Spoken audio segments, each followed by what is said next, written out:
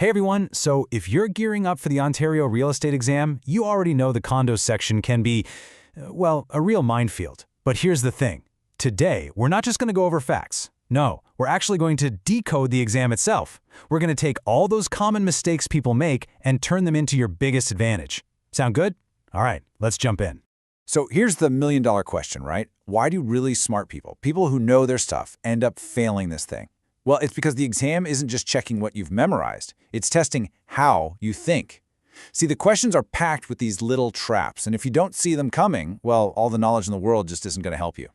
But here's the great news. These traps aren't random. They actually follow a predictable pattern, and we figured out the 5 core traps that show up over and over again. You can think of them like the exam's poker tells. Once I show them to you, you'll start seeing them everywhere. And honestly, mastering these 5 patterns, that's the secret sauce to passing this exam. All right, so here's our game plan. We're going to dive into spotting those exam traps, then talk about whose job is it anyway. We'll get into the nitty-gritty of definitions and documents, and I'll show you why you have to beware of words like always and must. Then we'll hit the hard numbers and wrap it all up with a brand new mindset to take into your exam. Okay, first up, Section 2, whose job is it? This is all about what we call the role boundary trap. And let me tell you, this one is massive. The exam is always trying to see if you know exactly where your job ends and someone else's begins. So imagine this scenario. You get a question, and it goes something like this. Should a salesperson review the status certificate and advise their buyer on all the financial or legal risks? Now, the trap here is so tempting. It feels like you're being a great, helpful agent by diving in, looking at the numbers, and giving your 2 cents. But that's exactly what they want you to do, and it's the absolute wrong move. And this slide just lays it out perfectly. The trap is to try and diagnose that certificate yourself. Look, your job is to be the real estate expert, not an amateur lawyer or accountant. The fix? It's simple. You deliver the certificate, and you tell your buyer, you need to get your lawyer to review this. You're the messenger, the facilitator. The lawyer is the one who interprets it. That's the boundary. And here it is, plain and simple. This is the one thing you need to remember. Think of it as your mental shortcut for the exam. Just burn this into your brain. Status certificate equals lawyer territory. Anytime you see those words on the test, a little alarm should go off in your head that says, nope, not my job, lawyer territory. It really is that simple. All right, let's move on to Section 3, details, definitions, and docs. This is what I call the definition trap. You know, this is where the exam gets really sneaky. It loves to test you on tiny, subtle differences in the meaning of words or formulas. And on this test, getting it almost right is exactly the same as getting it completely wrong. So let's stick with the status certificate for a second, but look at it from a new angle. Here's the trap. A lot of people think the certificate will tell them if the reserve fund is good or adequate. It absolutely does not. The certificate is just a fact sheet. It tells you how much money is in the fund, what contributions are planned, if there are any special assessments. That's it. It's just raw data. It doesn't give you an opinion. It's up to the buyer and their lawyer to decide if those facts are good or bad.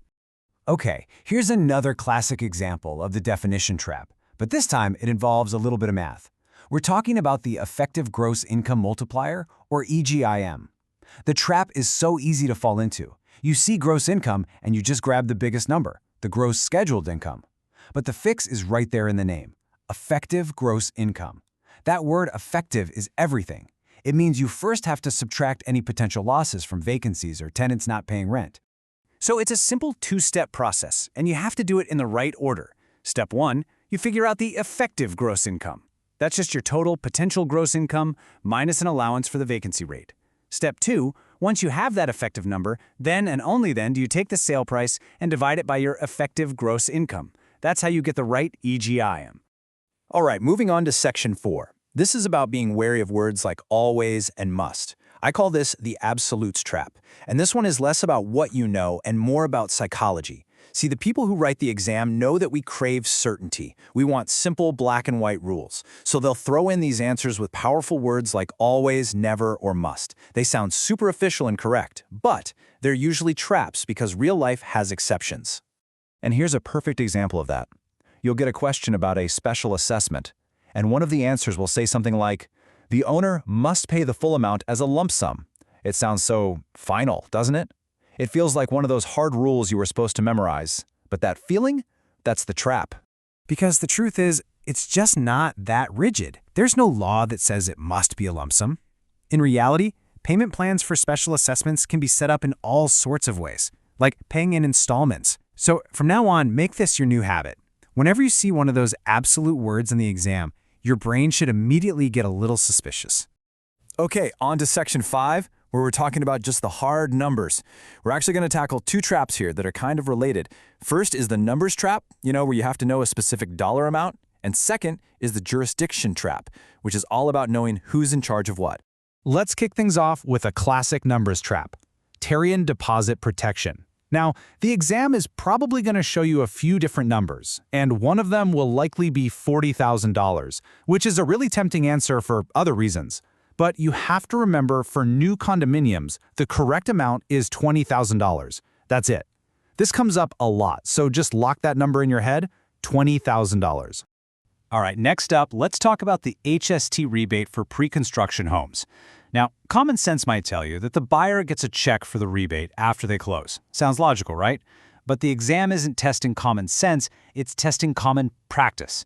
The fix is to know that most of the time, that rebate is actually assigned or credited straight to the builder. It all depends on the wording in the agreement of purchase and sale, but it usually gets built right into the price you pay. And this is how you beat the jurisdiction trap, especially when it comes to rural properties. This little table makes it super simple. Is the question about water quality and testing? You're going to the public health unit or a lab. Talking about a shoreline or a boathouse? That's a provincial issue. And anything to do with zoning or how the land can be used, that's your local municipality. See? Just follow the chart. No more guesswork. So there you have it. We've just walked through the 5 biggest, most common traps the exam is going to lay for you. So the big question is, what now? How do we take all this and turn it into a solid strategy you can use on exam day? Well, it all comes down to building a new mindset. And here it is. This is your new mental checklist. For every single tricky question you face, I want you to run through this in your head before you even think about picking an answer. 1. Check the role. Is this my job? 2. Verify the definition. Do I know exactly what this word means? 3. Question absolutes. Is that must or always making me suspicious? 4. Know the numbers. Is this the right dollar amount? And 5. Confirm jurisdiction. Do I know who's in charge? This 5-step check is your secret weapon against every single trap we talked about today. You see, when you stop trying to just memorize a million little facts and instead start looking for these patterns, the whole game changes. You're not just taking a test anymore. You're basically a code breaker. So as you keep studying, hold on to this framework. Think like a detective. Because now that you know how to spot the traps, the question really isn't if you're going to master this stuff, it's what are you going to master next?